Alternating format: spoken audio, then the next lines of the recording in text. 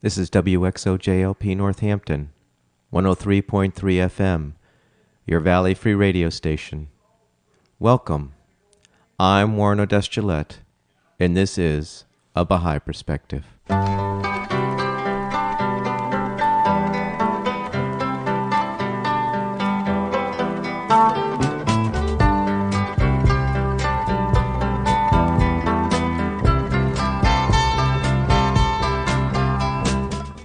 A Baha'i Perspective is a radio program that presents a Baha'i perspective on life through interviews. If you want information specifically on the Baha'i faith, you're welcome to visit the website www.baha'i.org. That's BAHAI.org. Or you can call the toll-free number 1-800-22-UNITE. Today I'm playing an interview with Sharon Dixon Peay, a Baha'i who grew up in the Hartford, Connecticut area. When Sharon finished high school a year early, she went to Yale to study economics. She now works for the Connecticut State Treasurer's Office. In the interview, Sharon refers to the Baha'i Peace Statement. The document is entitled The Promise of World Peace. I have the link to the statement on my website, abahaiperspective.com, under Sharon's interview. I started the interview by asking Sharon what was it like growing up in the Hartford area. I grew up primarily in Hartford, Connecticut. Mm-hmm.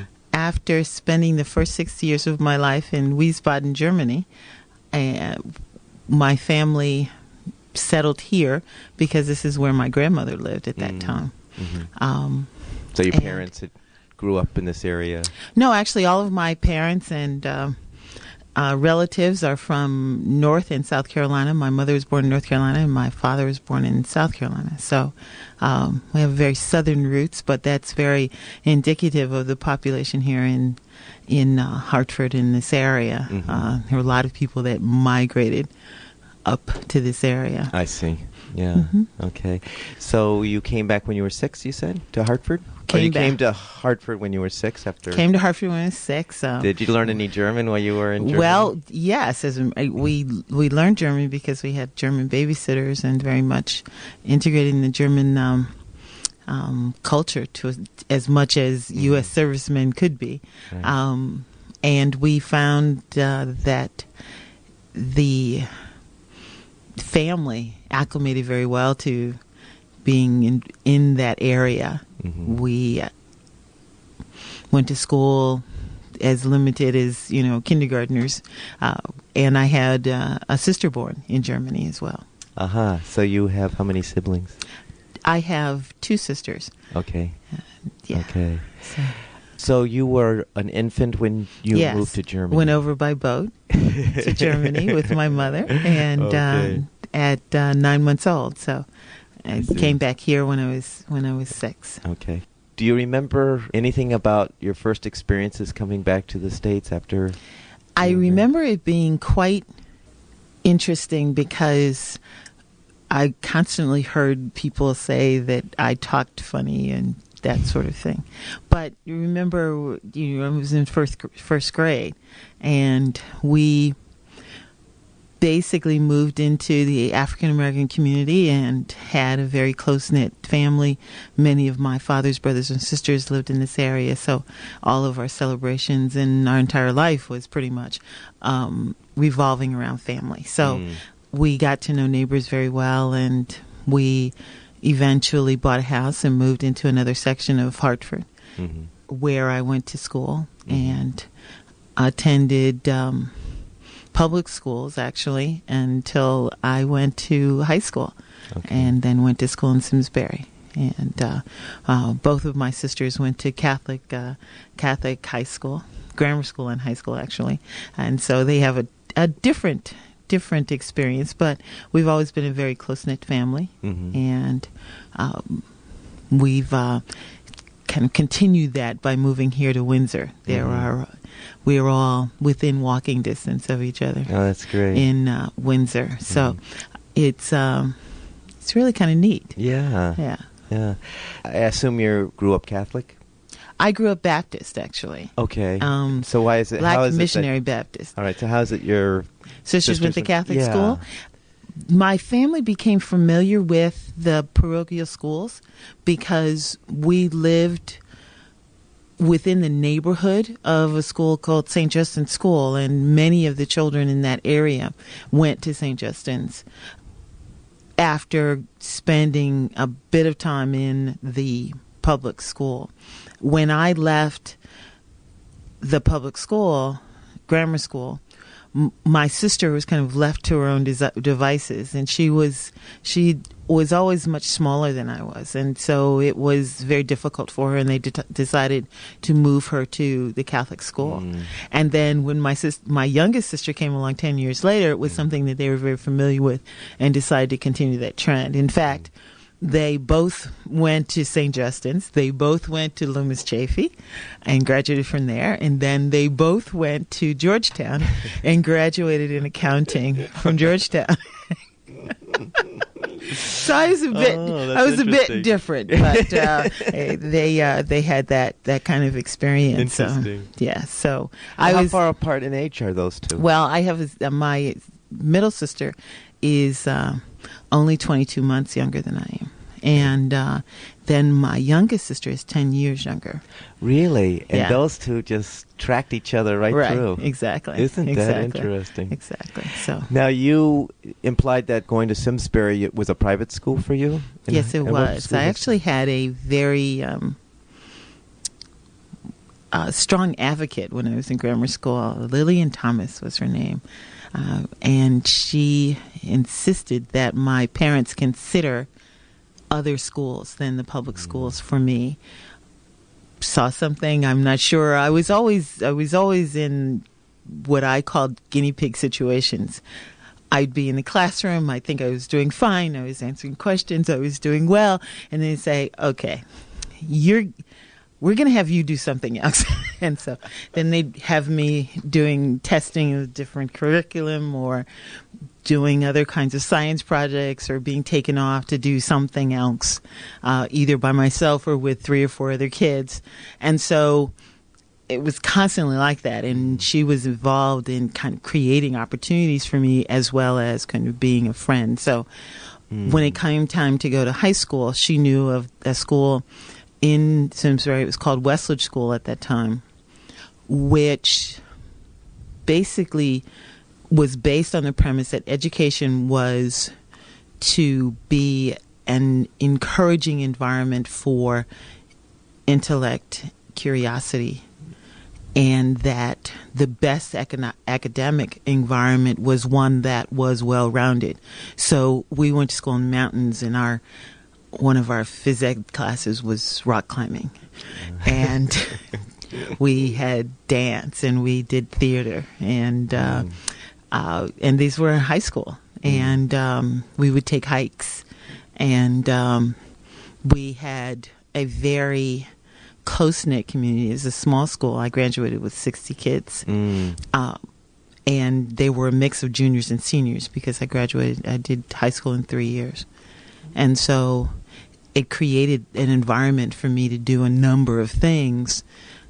She saw that was going to be important, and so that's the school I went to. Oh, wow. Of course, I must say that we didn't follow her advice exactly. We did go for 1 year to Northwest Catholic, which is the local parochial high school, and it was an interesting experience, to say the least. So that was your first experience That with was my first experience with parochial schools. Yeah. My sister went to St. Justin's at the same time I went to Northwest Catholic. And after about the 5th detention, it became clear that this might be an interesting environment for me to be in. Whereas before that, you were never getting into trouble.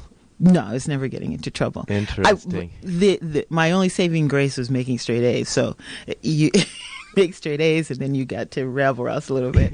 So give me an example of what would get you in trouble. In a Catholic school, things that'll get you in trouble is having your skirts too short.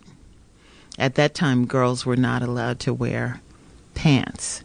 You had to wear skirts, and you had to wear knee socks or ankle socks with your regulation shoes. Well, I was 5'6", and I decided that it was ridiculous to wear knee socks. So I bought with my own money, mind you, tights, stockings Right, that were sure. not flesh color, but the color of the uniform, green tights. And so all the freshman girls wore green tights.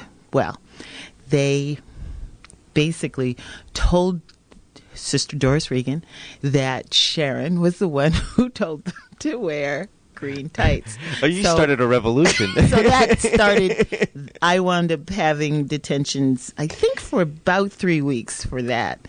And then I was elected freshman class president, and there was a incident where Sister Doris Regan decided that when she saw freshman girls who had their skirts too short, you were supposed to kneel, literally be on your knees, so that this would demonstrate how long the skirt was supposed to be. Well, there were about 5 or 6 girls together. I was one of them, and I was not kneeling on the ground. I called it the ground. It was just the floor. And so right, that caused, along with a couple of other things happening at the same time, where I was not allowed to participate in Spirit Week. We had so much fun. And so it was very interesting. So we kind of got around that. But what she didn't realize is that I actually had a champion. And that's one of the things that's been very important through the years, a champion here and there. And my champion was one of the fathers and one of the priests. And he was the person that was in charge of detention. I'm remembering it like it was yesterday. Wow. And so I'd come in, and he recognized pretty early on that there was this kind of disjoint between this person being in detention. Actually, when it came time to go to be a sophomore, I had more than enough credits, but Sister Doris Regan was being promoted to principal. And so the priest said to me during one of my many detention sessions, and it got to the point where I would go because, it was just kind of neat to talk to him. And he suggested that I investigate some other schools. For your own good. It might be. For your own happiness. He said, I just heard that Sister is going to be principal, so you might consider some other opportunities, some things that you can do, some interesting things. He put it in a very nice way, but I got it. So I wound up going to Westledge and only spending another 2 years in high school, doing coursework and doing what I needed to do in order to get out. Did you run into a person by the name of Charlie Gifford or Charles Gifford there? That name sounds very familiar. My father-in-law, actually, it's Jackie's stepfather, who's... Yes, Charles Gifford, definitely. Yeah, absolutely. He's Jackie's stepfather. Oh, my goodness. Jackie's father had passed away probably when Jackie was before we were married. Mm-hmm. And she remarried in 1975. And I know Charlie was at Westledge. Yes, he was. Yeah. As a matter of fact, I believe he wrote one of my recommendations. Okay. To go to Yale. So, all right. Okay. Well, Westledge was in a very interesting school because we had no grades. What you had was a series of comments for your grades, and then scores on standardized tests. So I realized very early on that it was very important to make sure that you got really good scores on those standardized tests. And the comments obviously was a mixture of subjective and people's personal feelings, as well as just, some objective review of what you've done. So I picked 4 people, I think it was, to write recommendations for me, and he was one of them. Oh, really? So, I'll have to ask him about that. Yeah. So you went to Yale? Yes. Okay. Mm-hmm. And what was that like? It was very scary at first. I was identified early on as one of the younger of the class, and so I get a lot of older brothers and sisters showing me the ropes. And I was not necessarily as sure of myself as I was in high school, and it was a very interesting kind of experience. But I found some things that I could be involved in, and basically challenge myself to investigate some things that I'd never heard about before. So I wound up as an economics major. Interesting. And so how did you find economics? I found it absolutely fascinating. I found it to be, for me, like a language, like learning French. And I found the interesting thing for me would be able to explain it to other people. So being able to speak French and then being able to teach French. Mm-hmm. So being able to speak economics or know economics and then being able to teach other people. So, and I also found an interesting mix between African American studies and economics. One of the things that I did not know at that time that I know now is my investigation was kind of the result of needing to answer certain kinds of questions. And I found that that need to answer certain kinds of questions continued to sustain me throughout my academic career. So it was challenging. It was really wonderful in that all the resources that you could possibly need and things that you didn't even know were available there. So I came from a very cocooned experience where I was the first to go to college at all, and being in that environment was really phenomenal. So I'm sure I did not take advantage of all of the experiences to the same level, but even to today I think about the fact that that's my academic background and am galvanized by that. Yeah. So it almost is, it's almost a responsibility. So what were the questions that you were trying to find answers to? Some of the questions were more of inquiries of why certain things happen the way they did and what makes people do the kinds of things that they do. I became very interested in this idea of being very talented and making contribution and at the same time living a solid kind of life. So I became very interested in kind of that duality to a certain extent where many women were either forced into a situation of making choices or they either killed themselves trying to be everything that they had to be. The other thing was very important to me is the kind of different layers of society that, in fact, the African religious societies, African social societies that existed in Philadelphia that actually sustained large communities for many, many years and still have an interesting legacy in some of the organizations that came out of them. They were the kind of mechanism for people to have not only economic security to a limited extent. I mean, if you worked or if you were free, you could, or if you were not, you could do something else. But these societies actually were kind of reflections of the broader society. There were people who had power. There were people who just received aid. There were people who gave aid. There were people that had positions of authority over others. There were people that this was the only place where they could stand upright and really make a contribution. There was a very interesting reliance on God. At the same time, a kind of understanding that there had to be some sort of work or industry. And along with that, kind of a third pillar, this social interaction that galvanized people and kept people together and gave people reasons for living and doing various kinds of things. There's an interconnection in all of that. And I attempted to, in my senior thesis, to describe the impact of these kinds of societies and the fact that many African Americans still belong to different kinds of societies like this in different forms. The impact of that on the economic stability of those communities. Actually, while I was at Yale, I did an internship at the Connecticut State Treasurer's Office. First intern. Very good. I was. And the first intern for the Connecticut office? State Treasurer's Office, yeah. Very yeah. good. So I actually learned about all the different departments, and I worked on the investment area, and some of the projects they had in terms of compiling information and updating policy manuals and things like that. Basically following directions, but being a pair of hands, like interns are supposed to do. Sure. So it was very interesting. And I actually stayed and did that for an extra 3 months. So it was very interesting. Then I went back to Yale. That was between my sophomore and junior year.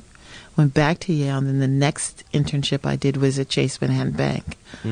And upon graduation, I went there first and did their credit trading program, and then continued in banking. And after leaving there, moved back to Hartford and got married and worked for banks, and then moved to Bridgeport. I was actually at a parade in Hartford when I ran into someone that I had met, or not met, but knew of as a branch manager, and maintained that connection when I moved to Bridgeport. And that was a community that I became acquainted with more and more.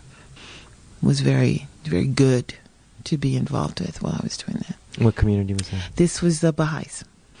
I moved to Bridgeport to take a job in mortgage banking, and I was completely by myself in this whole new place, which was not terribly strange, but being completely by myself was a very interesting kind of thing.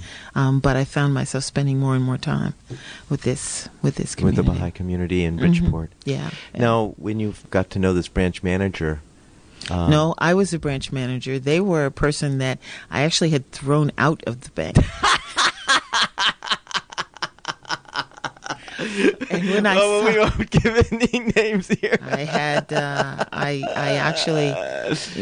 we were very concerned and had the security people escort them out. So. And he was a Baha'i? I don't believe he was at that point. But how did you make the connection? Well, what happened was, I saw him at this parade, and he said hello, and I didn't recognize him at first, and he just looked at me, and in a very kind of incredulous kind of voice, I said, "What happened to you?" Because he literally looked renewed. Really? Like physically renewed. And he said, Baha'u'llah. Who is the prophet founder of the Baha'i faith? Right. And I was like, who? What?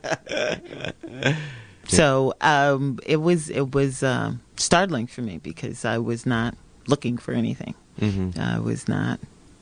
Were you going to church or anything like that at the time? As a matter of fact, I was very much involved in Baptist church. At that time, I was in the missionaries, senior missionary, as a matter of fact.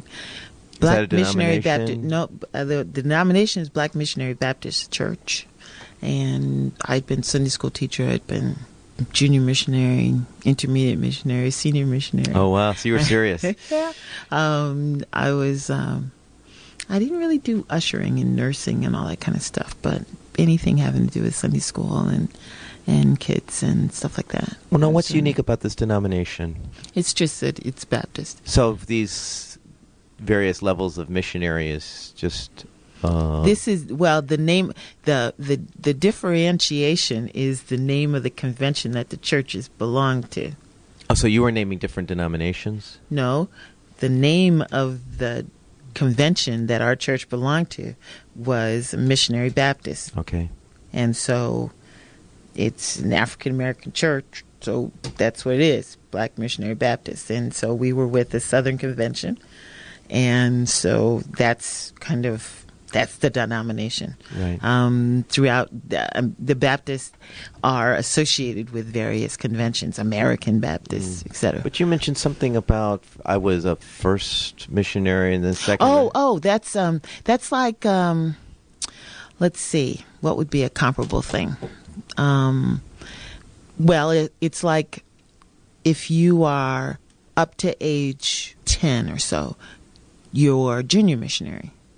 and you would do various service projects, and we had various things that we did all year long. We had a Mother's Day tea, for example, and we would visit nursing homes, and you would do missionary work, and we had people the senior missionaries that were people that did the work with this youth group. It's like a youth group in a church. So that's what we did. I was part of the choir as well, and so there was a junior choir, and then there was an intermediate choir, and then there was a senior choir. Okay, and so that's what that is. It's instead of being with the choir folks and singing, I was doing missionary work with the missionaries. And so junior missionary and then intermediate missionary I was during teenage, and I actually would come back from school to participate in some of the events and things like that, because this was my home church. My grandmother was very much a part of this church and my family and everything. So right. And when you were in Bridgeport, you were going to this church as well? Yeah, I was driving back home. Oh, you really? Oh yeah, okay. I was driving back home to go to church. And that's a couple of hours, right? What about hour and a half? I could do it in an hour and a half. I could do it in an hour, actually, on a good day.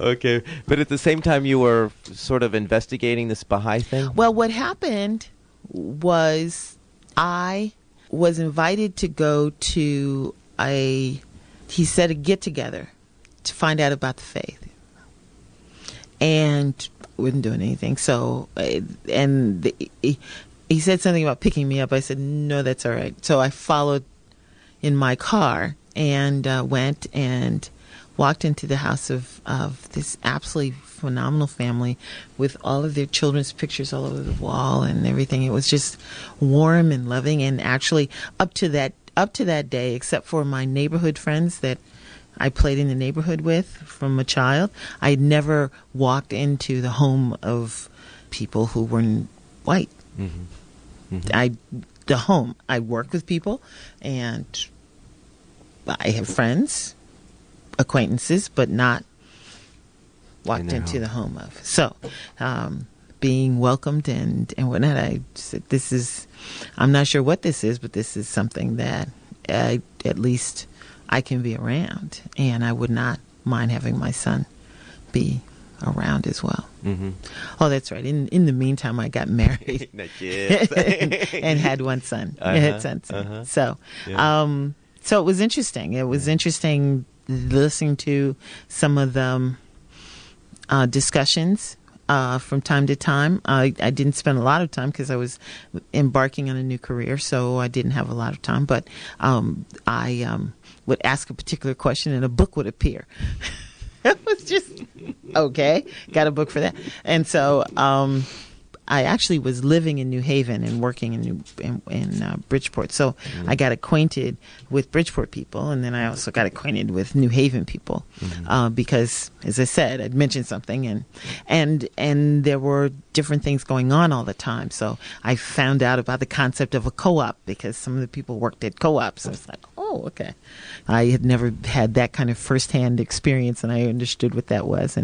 And so this was about 1985, and the woman whose house that I'd gone to called me up and said, you really need to meet this woman that's in your area. And she said, I'm going to connect you. I said, fine. It took about 5 or 6 different attempts, but finally she called, and I'll never forget her. Cornelia Vet, she had just this warmth that even came through the telephone, and I said, this is really something. Isn't this something? And so I said to myself, I better think about this. I better think about what this really means, because these are interesting people, and I was beginning to see some lives that seemed to be very attractive. And I was saying to myself, I've got to raise a son that needs to have some facility with all kinds of people. And you didn't feel that the church could provide that? I was in a very homogeneous environment. I mean, everything I did was around family. I mean, that's the way I grew up. I was very sheltered and realized it when I got to Yale, but realized it even more after.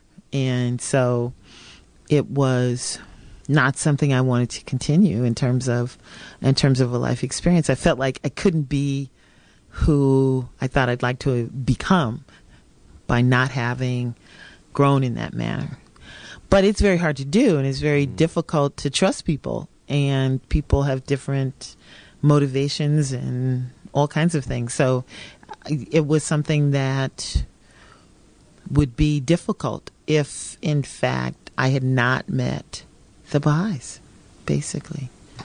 I was, at the same time, impressed with the idea of progressive revelation. Now explain that quickly, what that is. That basically means, it goes back to one of those spirituals that says, God didn't bring me this far just to leave me. It's always believed that. I grew up with a grandmother who had a walk around type of faith. You know, you weren't always kneeling and praying. You were doing things for people. And you were trusting that God's protection and love would surround you. And when things were difficult, you were relying upon God. So, I mean, I heard that in the Tablet of Ahmad, one of the tablets, one of the prayers, and I was like, whoa, okay, this is nothing to be just kind of dabbling with. Let's look at this a little bit further. It basically says that I don't have to think that if you are Hindu or Buddhist or Zoroastrian or Jewish, that you don't believe in God. And it basically says that mankind is made to be part of an ever-advancing a civilization that will continue to progress, and that's ordained. So you can imagine when this wonderful woman, Cornelia, called me up, and she said, you have to come and hear about the peace statement. Now, this is about maybe 6 months or so after kind of hearing. I mean, I'm talking about between the parade in, say, July, August to October, right? Where all kinds of things were going on, and I was investigating and talking, meeting people, and, you know, dealing with my son and everything. And she said, you absolutely have to come to this. And I said, well, I'm working, and yeah, you must come. And it's going to be very convenient. It's right off the high. It's just, you must come. It's at the Howard Johnson's. And it was just, you just have to come. So I said, okay, I might be a little bit late, but, and so she said, no worries, just come. Don't worry about that, just come. So sure enough, I came, walked into the room, and it was this very mixed group of people. I seem to remember that there were about maybe 12, 14. I think she tells me now that there were maybe only 6, but that's okay. And we came in, and this was the end of October, and this statement had just came out, and we started reading it. Now, can you give me a little background on the statement?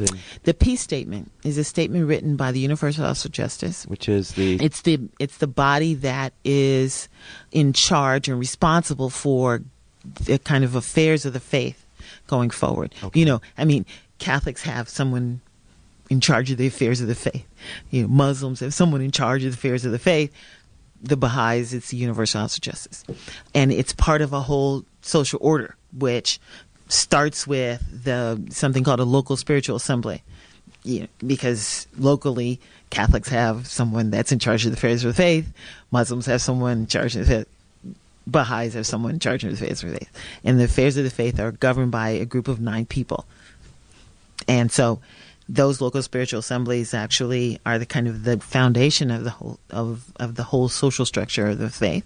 And then there are regional councils, which are elected all in the same way, by no politicking or anything like that, by the whole regions that are set up all over the country, and this is worldwide. And then there is a national spiritual assembly, and it's elected through a system of delegates, and the national spiritual assemblies all come together from around the world and elect the universal house of justice. So, once again, it's the whole social structure. It's very beautifully outlined kind of thing, and it relies on people. It relies on you and I actively engaging in the faith. It's just absolutely phenomenal.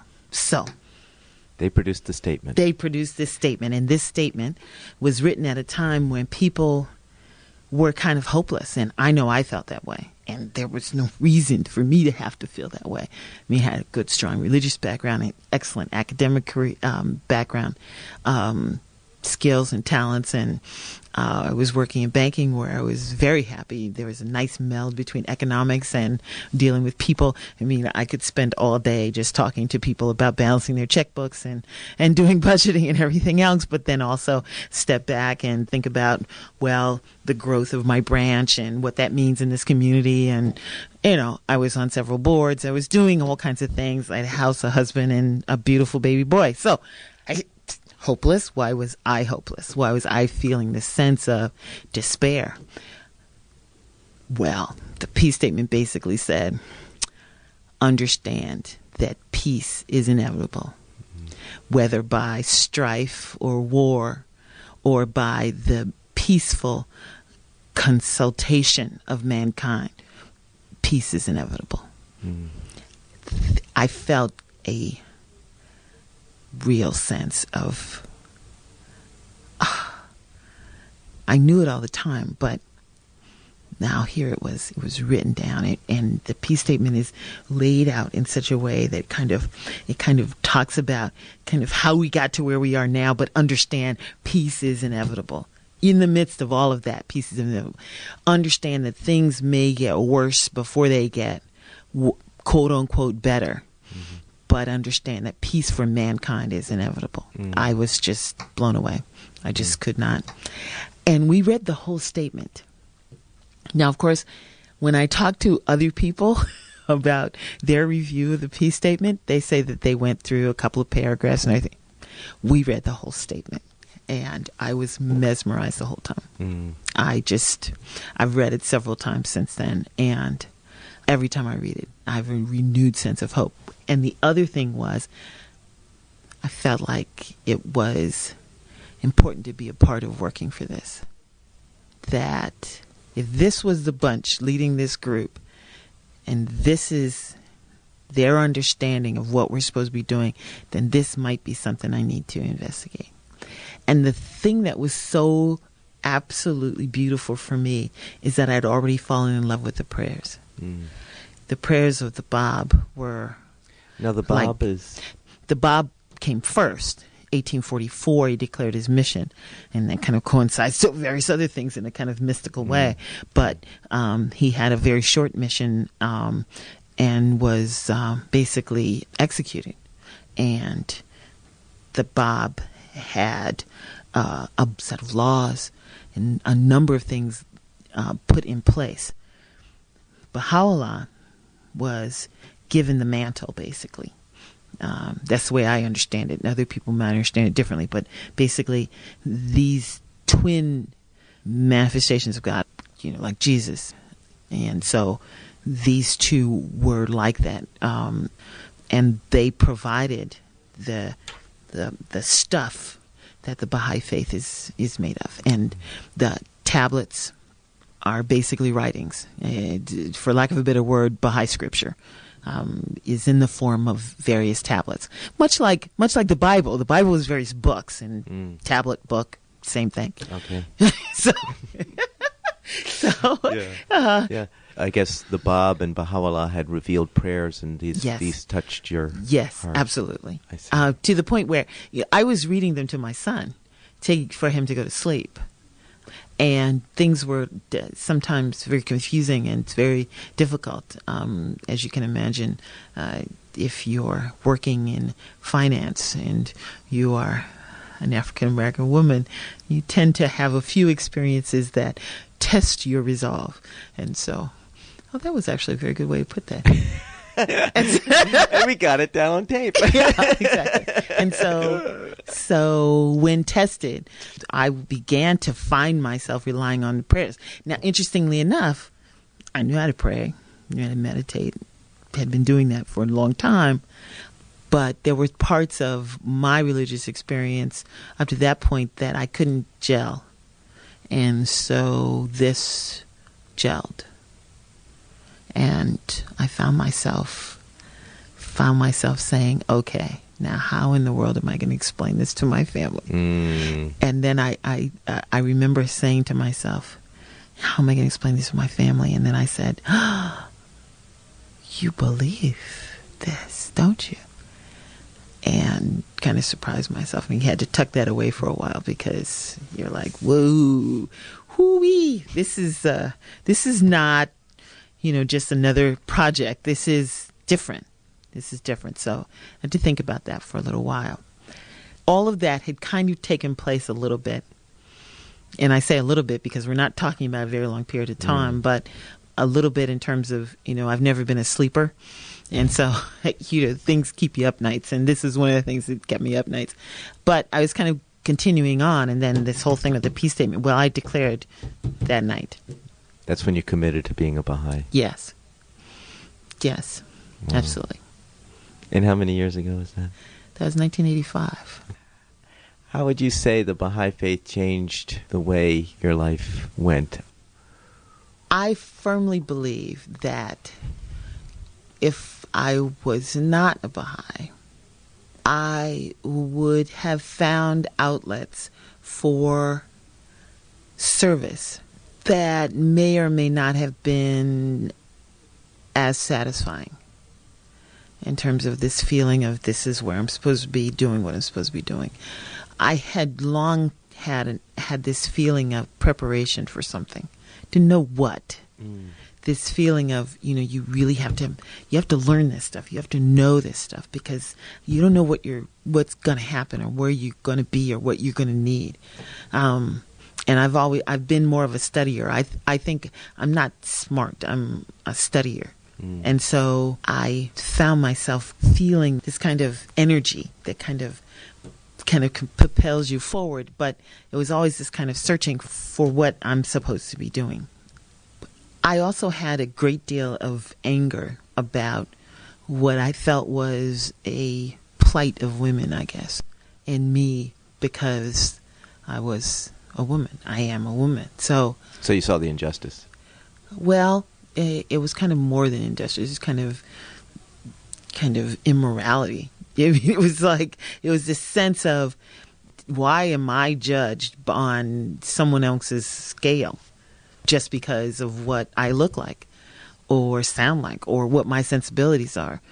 Is not a rose beautiful supposed to be there and a rose? Why should it necessarily have to be defined in any other way? It doesn't. So why should I? Why do I have to conform to what other people's ideas of things are? I've had to learn since that everyone has that sense of, I just want to be able to be who I am. And sometimes our being who we are doesn't always mesh, but we have to learn how to talk to each other. And I think that's one of the things that would have been difficult for me without having found the faith. Interestingly enough, all throughout my life, I found, as I've gone back to talk to people, I was around people who were familiar with and influenced by the faith. They either had very, very good friends that were Baha'is. They attended quite a few Baha'i events and participated in them. And I had no idea of that at all. I'd never heard the word Baha'u'llah until that day in August. Wow. I think my way of handling issues and way of handling problems would have remained from a place of anger more so than where I think I am at this point. Being Baha'i continues to be challenging, but I think in a good way. The other thing, I think what I want to say is that I am constantly reminded that these are the early days of the faith.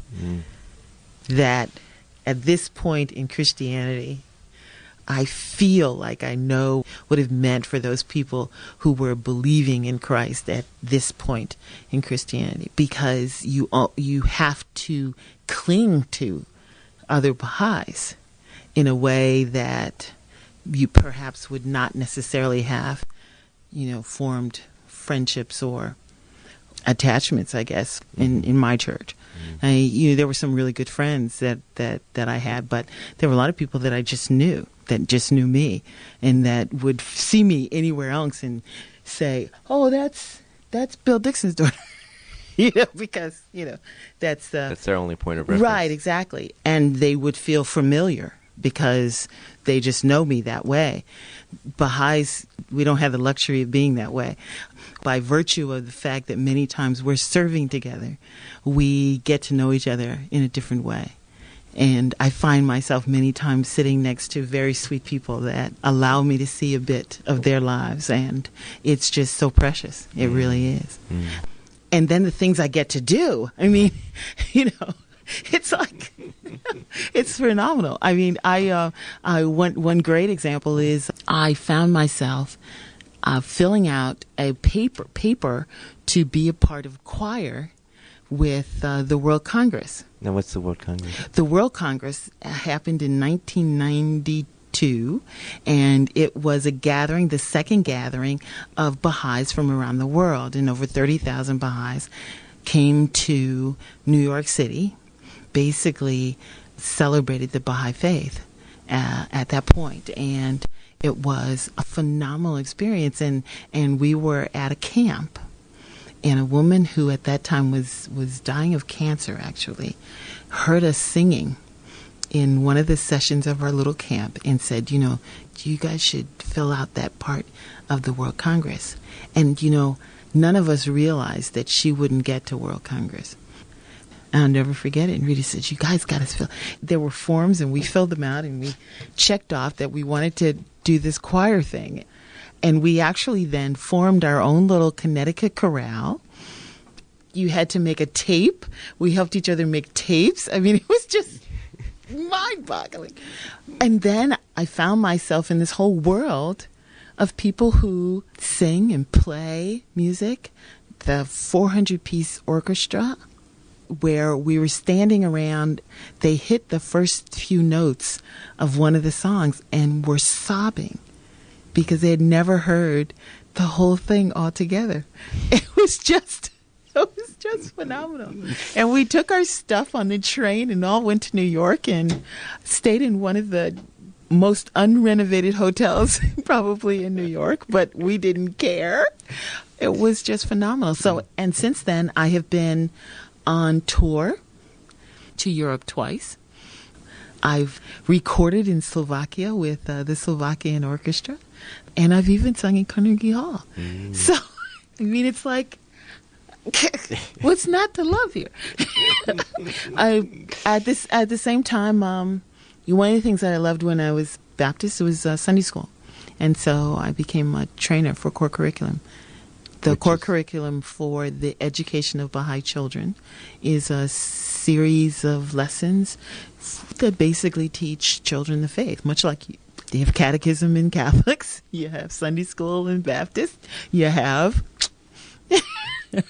children's classes in Baha'i school. That's right, children's classes and core curriculum. So I did that for many years, and now I'm involved with the Baha'i Center Assistance, which is agency of the National Spiritual Assembly to help communities establish Baha'i centers throughout the country. Interesting, because I'll be interviewing Sarah Page in a couple of weeks. Oh, cool. Oh, so we got this connection here. My dear sister. My dear sister. Yeah. We live, 2 hours from each other, hour and a half from each other or something, and never met before being involved. You and Sarah, yeah. And now I consider her like one of my sisters. So. That's sweet. Yeah. So. Well, Sharon, thank you so much for sharing. Thank you. You had me running on and on and on. No, it's great. Thank you again. Thank you. I hope you enjoyed the interview with Sharon Dixon Peay, a Baha'i from the Hartford, Connecticut area who works for the Connecticut State Treasurer's Office. In the interview, Sharon referred to the Baha'i Peace Statement. The document is entitled The Promise of World Peace. I have the link to the statement on my website at Bahá'íPerspective.com if you're interested. You can also go to Bahá'íPerspective.com for a copy of this and other interviews. For information specifically on the Baha'i Faith, you can go to the website www.baha'i.org, or you can call the toll-free number 1-800-22-UNITE.